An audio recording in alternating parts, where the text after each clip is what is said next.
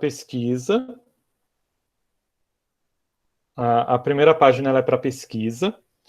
Aqui a página 90, só deixa eu confirmar aqui. 92, isso mesmo. Página 92 é uma pesquisa. Vocês vão responder essa questão, o que é desigualdade social e ideológica, a partir da pesquisa que vocês vão fazer na internet, a partir daquilo que vocês entendem sobre o que é desigualdade social e ideológica. A segunda página, vocês vão pesquisar os conceitos de democracia, cidadania e desigualdade social. Essas questões aqui, que aparecem os QR Codes e essas imagens, vocês podem pular. Esse trabalho aqui para poder elaborar um meme, vocês também podem pular. Aí vocês vão para a parte do texto mesmo. O texto ele vai estar falando sobre desigualdade social e pobreza monetária, que é a pobreza multidimensional. Então, só para explicar, a pobreza monetária é aquela relacionada ao dinheiro, e a pobreza multidimensional está relacionada a bens duráveis. Como assim? Bens duráveis está relacionado a condições de moradia e educação. Então, aqui nesse texto, a pesquisadora ela percebe que nas regiões rurais e mais afastadas dos centros urbanos ocorre a pobreza multidimensional, ou seja, são as pessoas que têm o baixo nível de instrução, ou seja, não têm acesso aos bens duráveis, as condições de moradia também são precárias. Então, isso iguala a pobreza monetária com a pobreza multidimensional, ou seja, é como se a gente sana a pobreza material, as pessoas elas têm condições básicas de comprar alimento, mas as condições de moradia e educação elas são muito baixas. Então, isso acaba igualando uma a outra. É isso que ela vai acabar dizendo. Então, o que ela está querendo dizer é que os resultados da análise, isso até grifei aqui no texto, demonstra que as simetrias em termos de privações entre áreas rurais e urbanas permanecem elevadas, apesar da melhora das condições da população em todos os indicadores avaliados. Então, ela quer dizer que as populações urbanas têm acesso a bens duráveis, enquanto as populações de zona rural e mais afastadas do centro urbano, elas têm uma condição de vida um pouco pior, comparada às pessoas que vivem na cidade. Daí ela vai decorrendo e por aí vai.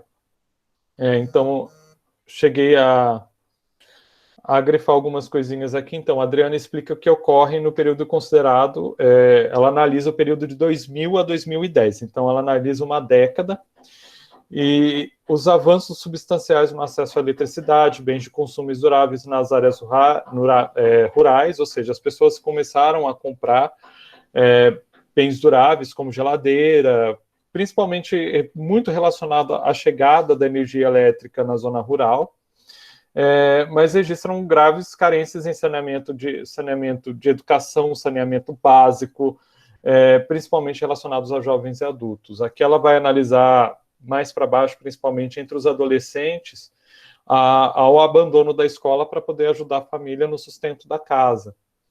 Então, é uma parcela muito grande da população nas zonas rurais que são analfabetas, não conseguiram concluir o ensino básico, geralmente terminam o ensino fundamental, mas não concluem o ensino médio. Aí aqui ela afirma que os dados obtidos indicam que somente uma parcela da população é simultaneamente pobre, tanto na perspectiva monetária, quanto na não monetária. Então, o fato de uma pessoa ter renda que a coloca fora dos padrões convencionais de pobreza não significa que ela, de fato, deixou essa condição, visto que ainda pode estar sofrendo importantes privações em outras áreas. Aí ela entra na questão de saneamento e educação que ela já falou ali em cima. A economista ela defende que a principal prioridade do Brasil dentro do esforço de combate à pobreza deve ser o investimento em educação.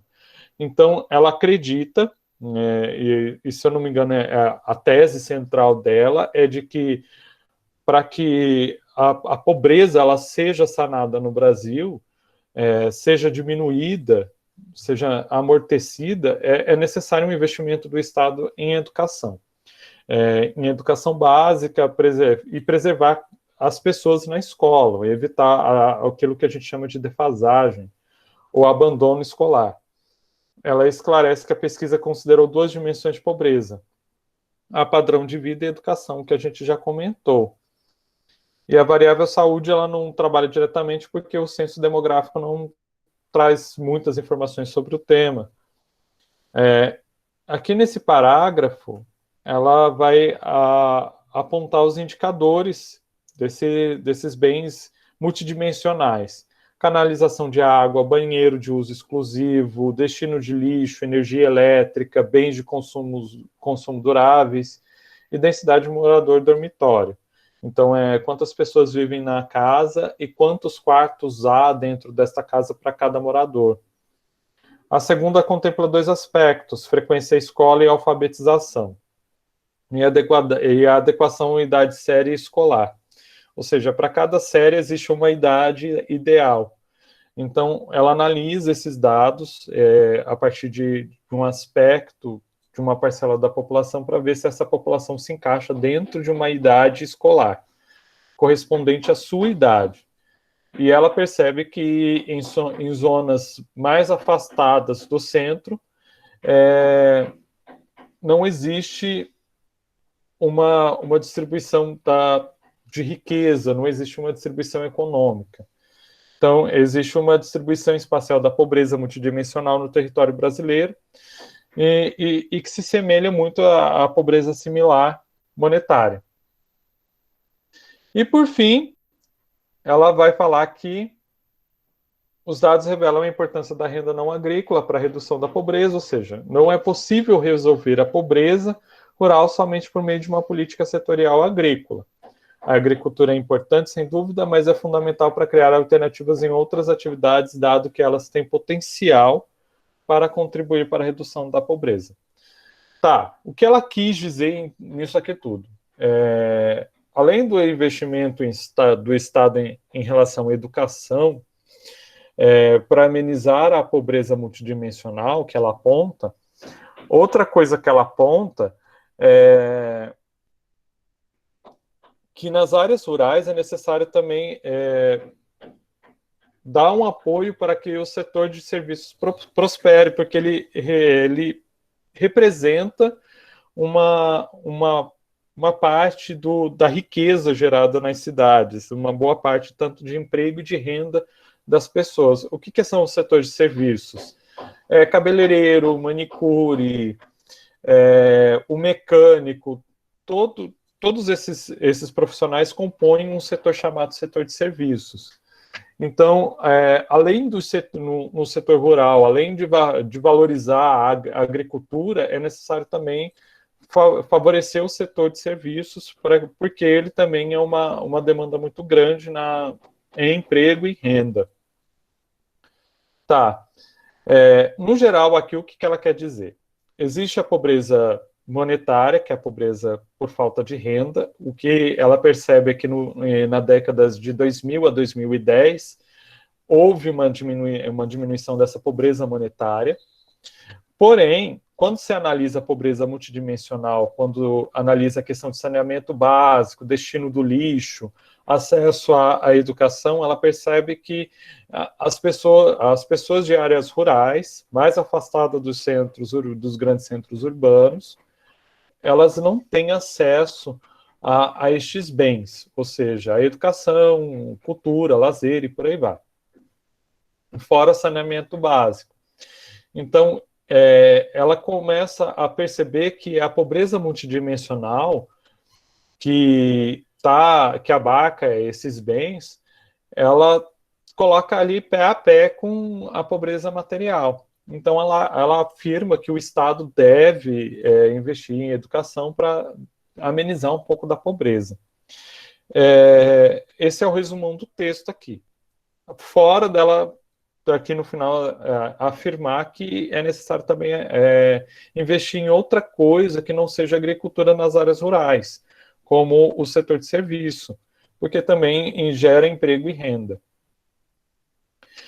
José, ficou claro ou alguma dúvida aqui no texto?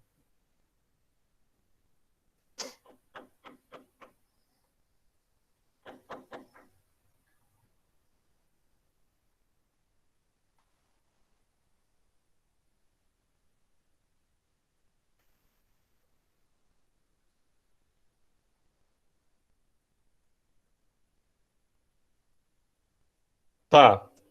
Depois do texto, existem 4 questões relacionadas a ele. Então, segundo o texto, o que significa pobreza multidimensional, ali você vai pesquisar no texto, nos primeiros parágrafos, a autora já define o que é pobreza multidimensional.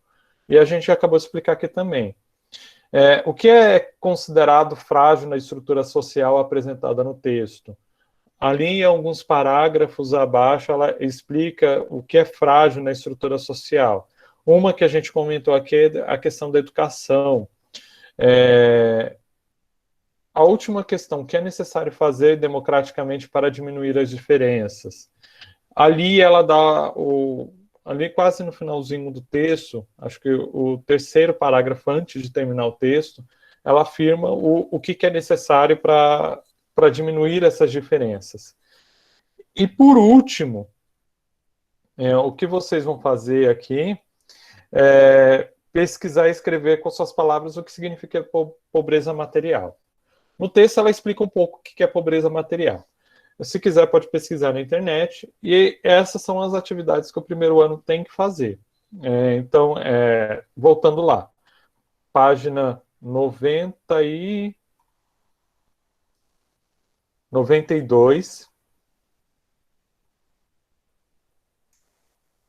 começa com uma perguntinha aqui sobre o que é desigualdade social, o que se entende, o que vocês se entendem por desigualdade social ideológica.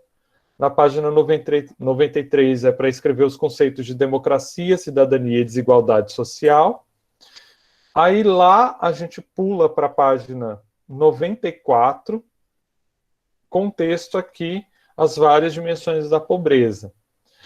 Ler o texto e responder essas quatro perguntas após o texto, que aparecem em destaque, que são relacionadas a ela. O que significa pobreza multidimensional, o que ainda é considerado frágil na estrutura social apresentada no texto, o que é necessário fazer democraticamente para diminuir as diferenças. E pesquisar e escrever com suas palavras. Você sabe o que significa pobreza material? E são essas atividades que o primeiro ano tem que fazer. Alguma dúvida, José?